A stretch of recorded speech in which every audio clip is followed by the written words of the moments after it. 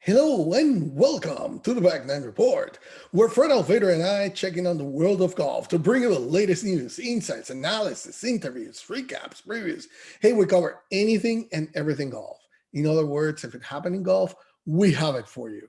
Fred, hi, how are you today? Hey, Carlos. You know what? I was watching some of the European Tour coverage this weekend, and one name stuck out to me: Garrick Higgo. You got to check this guy out. Oh, yes, we have. And let me tell you, 21-year-old. It's just 21-year-olds from South Africa. He won the Canary Islands Championship by 6 shots. He cruised to it. I mean, for his third European Tour title and second in 3 weeks. So if you haven't heard about him, I think you're going to have to start knowing a little bit. And that's what we're going to talk about. I mean, there is what it's called the Canary Island swing there in Spain, and he dominated that swing.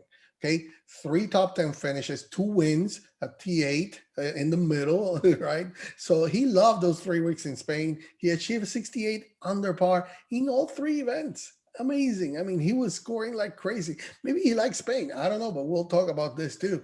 But this past weekend, he was also just one birdie away at the 16th hole from tying the Big Easy, Ernie Els's lowest record for a 72 whole tournament, which is 29 under. He was that close to do it.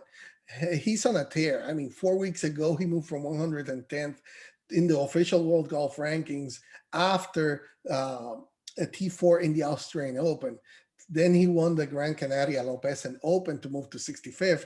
Finished T8, like I mentioned, in between there at the Tenerife Open, dropped a slot. But then with this win, he's up all the way to 51st in the world. Fred, I'm talking about these youngsters that are up and coming, but I didn't see this one coming. You upended me on this one. So he impressed you. Well, What is to look for? he really flashed on the scene. I mean, there was no couple month buildup here. He's just boom, all of a sudden here. He shot 66, 63, 64, 64 last weekend, 27 under par. I don't care if it was an easy golf course, a resort course. That's impressive. 27 under on a 72 hole tournament. I mean, that's over one fourth of your shots of your holes are birdies. That's amazing. And you talked about Ernie Els almost breaking the record. He grew up playing on the Ernie Els tour down in South Africa as a junior.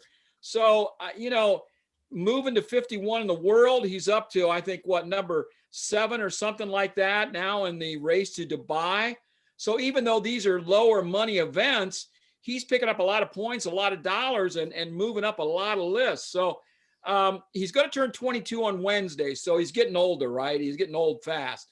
But he won 2 events on the Challenge Tour in 2019 and 20, then moved up to the regular European Tour. And as you mentioned, he's won 3 times, really since September when he started playing on the regular tour. He did play a little college golf in the United States. He played at the UNLV for a couple years. He recorded 4 top 20 finishes, 2 top 10s, and 1 top 5. Didn't win anything, but he was all Mountain West team out there for UNLV. He had 12 rounds at par better, shot in the 60s 6 times. His low round was a 66. Top finish was at 5th at the National Invitational Tournament, where he was 13 under par. So the kid likes to go low. He can do it. It doesn't bother him. When he was still in high school in South Africa, he was the number 1 ranked amateur down there. He reached the semifinals of the 2017 U.S. Junior Amateur here in the United States, and he was on the international team for the Junior President's Cup. So, I mean, the kid has all kinds of honors. He's done fantastic stuff, been on a lot of international teams and played all over the world. But Carlos, I'm telling you what, he was cool. He was really cool. Drives the ball long ways, keeps in play, really good short game. I think this is a guy you're going to have to watch for. Now ranked number 51 in the world. We're going to start seeing him in the majors if he can bump inside that top 50. We're going to start seeing him here in the United States before very long.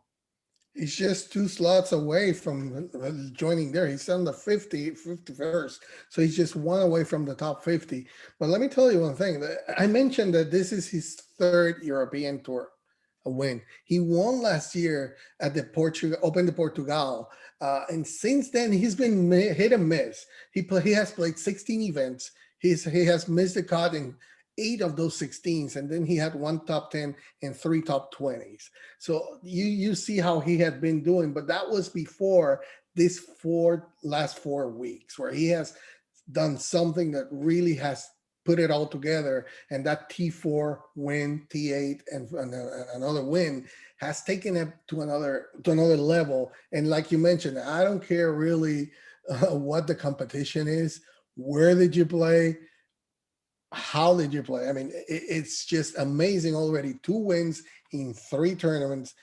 I know it was Spain. Maybe he liked the swing there or whatever it is, but this is something. What we're telling you is, watch out. Garrick Higgo, the young South African, he's going to be 22 pretty soon, but he has grown all the way. He was out of the 400s before that win last year in the Open de Portugal, and now it's just climbing all the way steady to 51st. And that's really fast. That is really fast, and that tells you, I mean, just to get there that's not an easy feat. Okay, in less than 1 year, he has gone all the way to 51st. I think this is definitely, I think you hit it on the nail. This is a player that we're going to be talking about, and we're going to keep an eye on it. Any final thoughts before we talk? No, that's it. I just wanted to get his name out there, and so people knew to kind of keep an eye on him. All right. So thank you for joining us. Subscribe to our channel right there. Subscribe, because that way you're going to get the latest in golf news and information. Thank you for joining us.